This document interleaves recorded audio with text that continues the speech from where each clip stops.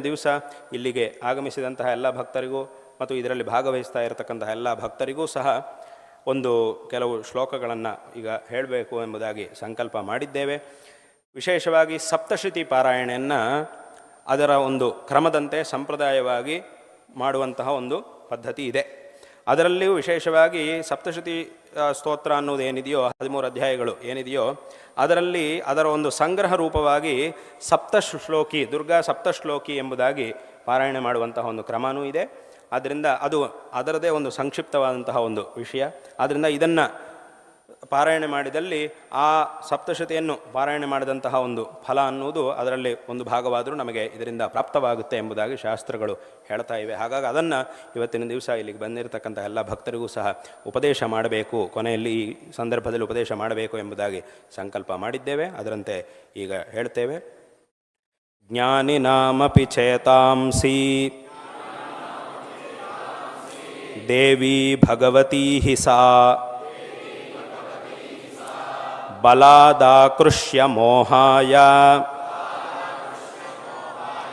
ಮಹಾಮಾಯಾ ಪ್ರಯಚ್ಛತಿ ದುರ್ಗೆ ಸ್ಮೃತಾ ಹರಸಿ ಭೀತಿಂ ಅಶೇಷಜಂತೋಃ ಸ್ವಸ್ಥೈ ಸ್ಮೃತಾ ಮತಿಮತೀವ ಶುಭಾನ್ ದದಾಸಿ ದಾರಿದ್ರ್ಯ ದುಃಖ ಭಯಹಾರಿಣಿ ಕಾತ್ವದನ್ಯಾ ಸರ್ವೋಪಕಾರ ಕರಣಾಯ ಸದಾರ್ದ್ರಚಿತ್ತಾ ಸರ್ವಮಂಗಲಮಾಂಗಲ್ಯೇ ಶಿವೆ ಸರ್ವಾರ್ಥಸಾಧಿಕೆ ಶರಣ್ಯೇ ತ್ರ್ಯಂಬಕೆ ಗೌರಿ ನಾರಾಯಣಿ ನಮೋಸ್ತುತೆ ಶರಣಾಗತ ದೀನಾರ್ಥ ಪರಿತ್ರಾಣಪರಾಯಣೆ ಸರ್ವಸ್ಯಾರ್ತಿ ಹರೇ ದೇವಿ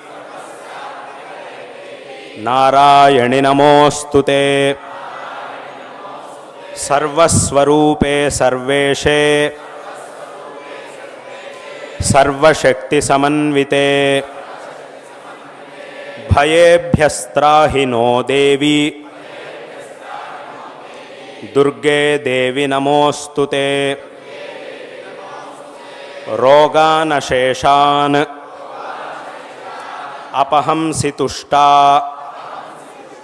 ರುಷ್ಟಾ ತು ಕಾಮಾನ್ ಸಕಲಾನಭೀಷ್ಟಾನ್ ತ್ವಾಮಾಶ್ರಿತಾನಾಂ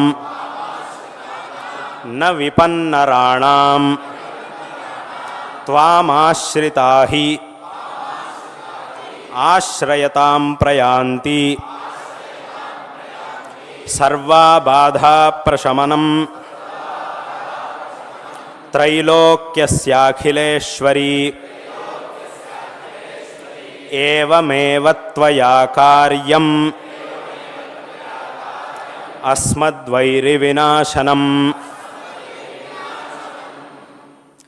ಈ ಸಪ್ತಶ್ಲೋಕಿಯನ್ನು ಪ್ರತಿ ದಿವಸ ಎಲ್ಲರೂ ಸಹ ಪಠನ ಮಾಡಿ ಆ ಜಗನ್ಮಾತೆಯ ವಿಶೇಷವಾದಂತಹ ಅನುಗ್ರಹಕ್ಕೆ ಪಾತ್ರರಾಗಬೇಕು ಅನ್ನುವಂತಹ ವಿಷಯವನ್ನು ಈ ಸಂದರ್ಭದಲ್ಲಿ ಹೇಳ್ತಾ ಮತ್ತೊಮ್ಮೆ ಎಲ್ಲರಿಗೂ ನಮ್ಮ ಗುರುಗಳ ಕೃಪೆಯಿಂದ ಎಲ್ಲ ರೀತಿಯಲ್ಲೂ ಒಳ್ಳೆಯದಾಗಲಿ ಎಂಬುದಾಗಿ ನಮ್ಮ ಆಶೀರ್ವಾದಗಳನ್ನು ತಿಳಿಸುತ್ತಾ ಈ ಮಾತುಗಳನ್ನು ಇಲ್ಲಿ ಉಪಸಂಹಾರ ಮಾಡುತ್ತೇವೆ. ಹರ ನಮಃ ಪಾರ್ವತೀಪತಯೇ ಹರ ಹರ ಮಹಾದೇವ.